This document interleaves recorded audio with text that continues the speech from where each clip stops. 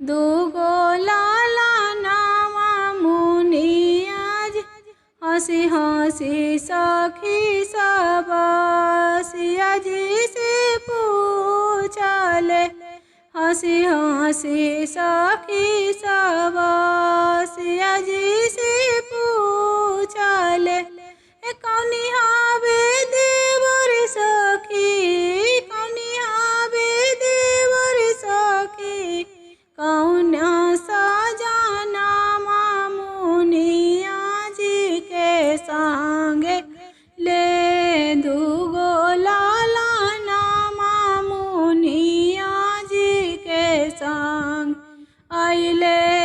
दूगो लाला ना हंसी हंसी सीता सखी सखी सबसे कहले। हंसी हंसी सीता सखी सखी सबसे कहले। गोरी हवे देवर सखी, गोरी हवे देवर सखी, सामर सजना मुनिया जी के संगे आइले। दूगो लाला नामा मुनिया जी के संगे आइले। दूगो लाला नाम हंसी हंसी सखी सब सिया जी से पूछले।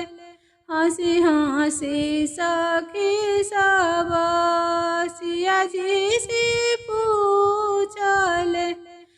अब की गोइल सखी, अब की गोइल सखी, कबे होई मिलन मुनिया जी के संग आइले। दूगो लाला नामा मुनिया जी के संग आइले। दुईगो लाला नामा मुनिया जी के संग आइले।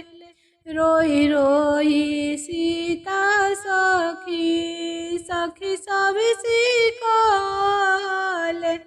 रोई रोई सीता सखी सखी सबसे कहले। अब की गोइल सखी, अब की गोइल सखी, होइबो सपना मुनिया जी के संगे आइल। दुईगो लाला नामा मुनिया जी के संगे आइले। दूगो लाला